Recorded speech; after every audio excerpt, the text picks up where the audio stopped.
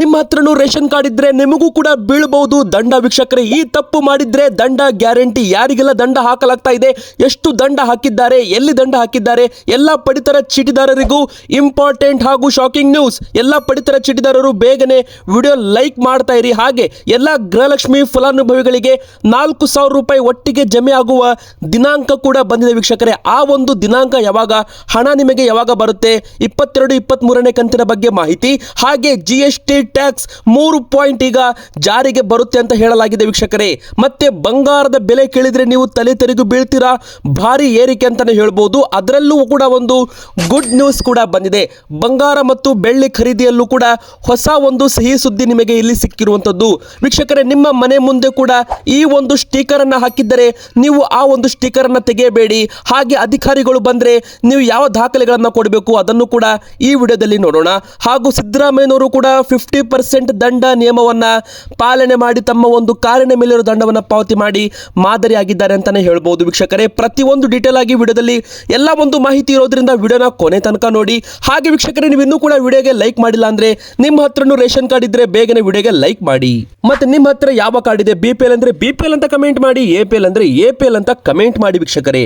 ಮತ್ತೆ ನಮ್ಮ ಚಾನೆಲ್ಗೆ ನೀವು ಇನ್ನೂ ಸಬ್ಸ್ಕ್ರೈಬ್ ಆಗಿಲ್ಲ ಅಂದ್ರೆ ಬೇಗನೆ ಕೆಳಗಡೆ ಕಾಣುತ್ತಿರುವ ಕೆಂಪು ಕಲರ್ ಸಬ್ಸ್ಕ್ರೈಬ್ ಬಟನ್ ಕೂಡ ಕ್ಲಿಕ್ ಮಾಡಿ. ಇದೇ ತರ ಇಂಟ್ರೆಸ್ಟಿಂಗ್ ಮತ್ತು ಟ್ರೆಂಡಿಂಗ್ ಸುದ್ದಿಗಳ ಕಲೆಕ್ಷನ್ ನಿಮಗೆ ಒಂದೇ ವಿಡಿಯೋದಲ್ಲಿ ಸಿಗುತ್ತೆ. ಮೊದಲಿಗೆ ಬಂದಿರೋ ಬಿಗ್ ಬ್ರೇಕಿಂಗ್ ನ್ಯೂಸ್ ವೀಕ್ಷಕರೇ, ಅನರ್ಹ ಪಡಿತರ ಚೀಟಿದಾರರಿಗೆ ದಂಡವನ್ನು ಹಾಕಲು ಸರ್ಕಾರ ಮುಂದಾಗಿದೆಯಾ? ಹೌದು ವೀಕ್ಷಕರೇ, ಎದಕ್ಕಂದ್ರೆ ಒಂದು ಜಿಲ್ಲೆಯಲ್ಲಿ ಬಡ ಕುಟುಂಬಗಳಿಗೆ ಸೇರಬೇಕಾದ ರೇಷನ್ ಕಾರ್ಡ್ ಪಡೆದಿದ್ದ ಸರ್ಕಾರಿ ನೌಕರರಿಗೆ ಆಹಾರ ನಾಗರಿಕ ಸರಬರಾಜು ಮತ್ತು ಗ್ರಾಹಕರ ವ್ಯವಹಾರಗಳ ಇಲಾಖೆ ಬಿಸಿ ಮುಟ್ಟಿಸಿ ದಂಡ ಹಾಕಿದೆ. ಸರ್ಕಾರಿ ನೌಕರರು ಪಡೆದಿರುವ ಅನರ್ಹ BPL ಪಡಿತರ ಚೀಟಿಗಳನ್ನು ಪತ್ತೆ ಹಚ್ಚಿ ಅವರಿಂದ 9,45,000 ರೂಪಾಯಿ ದಂಡವನ್ನು ಸಂಗ್ರಹ ಮಾಡಲಾಗಿದೆ.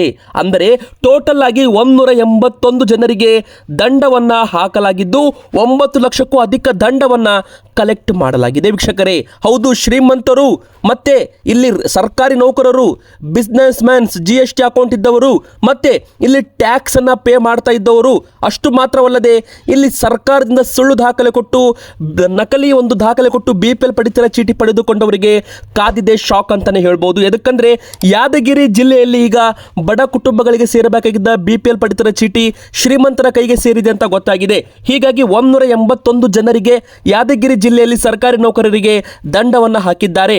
ಹಾಗೂ 181 ಜನರ BPL ಪಡಿತರ ಚೀಟಿಗಳನ್ನು ಮುಟ್ಟುಗೋಲು ಹಾಕಿಕೊಂಡು ಅಲ್ಲಿ ಬರೋಬ್ಬರಿ 5,000 ರಿಂದ 6,000 ರೂಪಾಯಿವರೆಗೂ ದಂಡವನ್ನು ಒಬ್ಬೊಬ್ಬರಿಗೆ ಹಾಕಿದ್ದಾರೆ. ಒಟ್ಟು 9 ಲಕ್ಷಕ್ಕೂ ಹೆಚ್ಚು ದಂಡವನ್ನು ಕಲೆಕ್ಟ್ ಇಲ್ಲಿ ಮಾಡಲಾಗಿದೆ ಅಂತ ಹೇಳಲಾಗಿದೆ.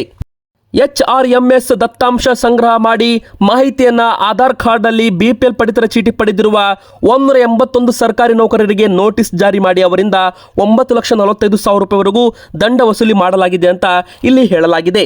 ಮತ್ತೆ ವೀಕ್ಷಕರೇ, ಎರಡನೇ ಬಿಗ್ ಬ್ರೇಕಿಂಗ್ ನ್ಯೂಸ್ ಕೂಡ ಇಲ್ಲಿ ಬಂದಿರುವಂಥದ್ದು. ಎಲ್ಲ ಗೃಹಲಕ್ಷ್ಮಿ ಯೋಜನೆ ಫಲಾನುಭವಿಗಳಿಗೆ ಭರ್ಜರಿ ಸಿಹಿ ಸುದ್ದಿ ಅಂತಾನೆ ಹೇಳ್ಬೋದು. ಎದಕ್ಕಂದ್ರೆ ಈ ಒಂದು ಹಣ ಕೂಡ ನಿಮಗೆ ಶೀಘ್ರದಲ್ಲಿ ಬರಲಿದೆ ಅಂತ ಹೇಳಲಾಗಿದೆ.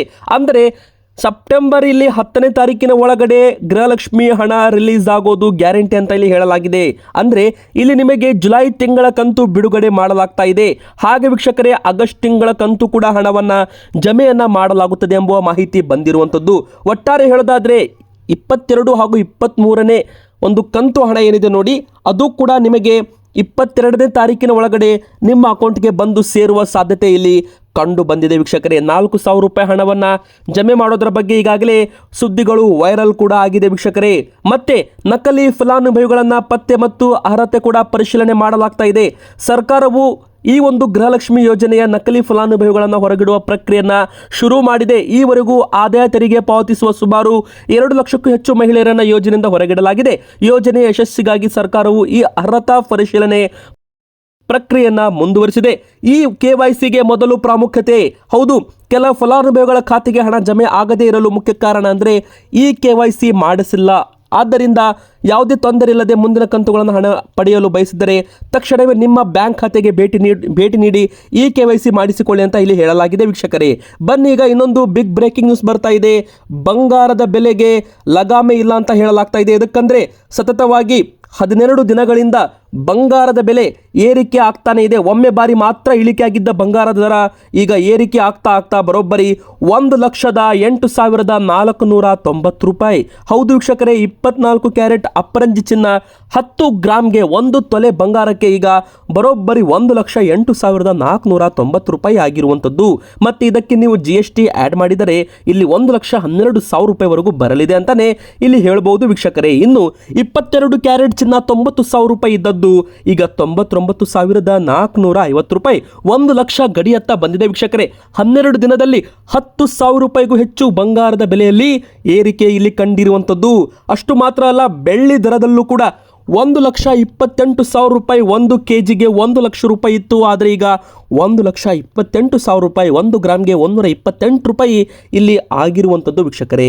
ಮತ್ತು ಇನ್ನೊಂದು ಕಡೆಗೆ 9 ಕ್ಯಾರೆಟ್ ಗೋಲ್ಡ್ಗೂ ಕೂಡ ಹಾಲ್ ಮಾರ್ಕ್ ನೀಡಲು ಈಗ BIS ಅಧಿಕೃತವಾಗಿ ಇಲ್ಲಿ ಘೋಷಣೆ ಮಾಡಿದೆ.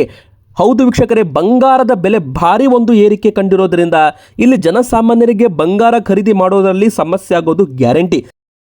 ಅದರಲ್ಲೂ ಈಗ ನಿಮಗೆ ಏನಾದರೂ ಬಂಗಾರ ಬೇಕಿದ್ದರೆ, ನಿಮಗೇನಾದರೂ ಬಂಗಾರ ಆಭರಣಗಳು ಬೇಕಾಗಿದ್ದರೆ BIS approved 9 carat gold officially hallmarked ನಮ್ಮ ಭಾರತ ದೇಶದಲ್ಲಿ ಬರಲಿದೆ ಅಂತಾನೆ ಇಲ್ಲಿ ಹೇಳಲಾಗಿದೆ. ಬನ್ನಿ, ಈಗ ಇನ್ನೊಂದು ಬಿಗ್ ಅಪ್ಡೇಟ್ ಕೂಡ ಬರ್ತಾ ಇದೆ ವೀಕ್ಷಕರೇ.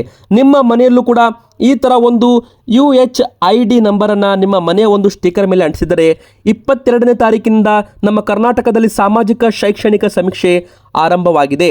ನೀವು ಕೂಡ ಮಾಹಿತಿ ನೀಡುವುದು ಕಡ್ಡಾಯ. ಹೌದು, ಕರ್ನಾಟಕ ರಾಜ್ಯ ಹಿಂದುಳಿದ ವರ್ಗಗಳ ಆಯೋಗದಿಂದ ಎಲ್ಲ ಒಂದು ಮನೆಗಳ ಮೇಲೆ ಈ ಥರ ಒಂದು ಸ್ಟಿಕ್ಕರನ್ನು ಅಂಟಿಸಲಾಗ್ತಾ ಇದೆ. ಮನೆಯ ಒಂದು ಗೋಡೆಗಳ ಮೇಲೆ, ನಿಮ್ಮ ಮನೆಯ ಗೋಡೆಗಳ ಮೇಲೂ ಕೂಡ ಈ ಥರ ಒಂದು ಸ್ಟಿಕ್ಕರ್ ಅಂಟಿಸಿದರೆ ಕಮೆಂಟಲ್ಲಿ ಎಸ್ ಅಂತ ಕಮೆಂಟ್ ಮಾಡಿ, ಇಲ್ಲ ಅಂದರೆ ನೋ ಅಂತ ಕಮೆಂಟ್ ಮಾಡಿ. ರಾಜ್ಯದ ಎಲ್ಲ ಸಾರ್ವಜನಿಕರ ಸಾಮಾಜಿಕ ಮತ್ತು ಶೈಕ್ಷಣಿಕ ಸಮೀಕ್ಷೆಯನ್ನು ಕೈಗೊಳ್ಳಲಾಗ್ತಾ ಇದ್ದು, ನಮ್ಮ ರಾಜ್ಯದಲ್ಲಿ ಎಸ್ಕಾಂ ಇಲಾಖೆಯಿಂದ ಪ್ರತಿ ಮನೆಗೂ UHID ನಂಬರ್ ಜನರೇಟ್ ಮಾಡಿ ಸ್ಟಿಕ್ಕರ್ ಅಂಟಿಸುವ ಕಾರ್ಯ ಕೂಡ ನಡೀತಾ ಇದೆ. 22ನೇ ತಾರೀಕಿನಿಂದ ಸಾಮಾಜಿಕ ಶೈಕ್ಷಣಿಕ ಸಮೀಕ್ಷೆ ಕೂಡ ಪ್ರಾರಂಭವಾಗಲಿದೆ ಅಂತ ಇಲ್ಲಿ ಹೇಳಲಾಗಿದೆ ವೀಕ್ಷಕರೇ. ಬನ್ನೀಗ ಇನ್ನೊಂದು ಬಿಗ್ ಬ್ರೇಕಿಂಗ್ ನ್ಯೂಸ್ ಬರ್ತಾ ಇದೆ. ಶಕ್ತಿ ಯೋಜನೆ ಅಡಿಯಲ್ಲಿ ಮತ್ತೊಂದು ಸಿಹಿ ಸುದ್ದಿ.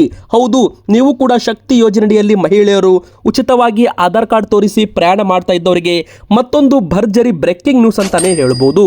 ಇನ್ನು ಮುಂದೆ ಶಕ್ತಿ ಯೋಜನೆ ಅಡಿಯಲ್ಲಿ ಬಸ್ನಲ್ಲಿ ಉಚಿತವಾಗಿ ಪ್ರಯಾಣಿಸಲು ಆಧಾರ್ ಕಾರ್ಡ್ನ ಒಂದು ಡಿಜಿಟಲ್ ಫೋಟೋ ಇದ್ದರೆ ಸಾಕು ಅಂತ ಇಲ್ಲಿ ಒಂದು ನ್ಯೂಸ್ ವೈರಲ್ ಆಗಿದೆ.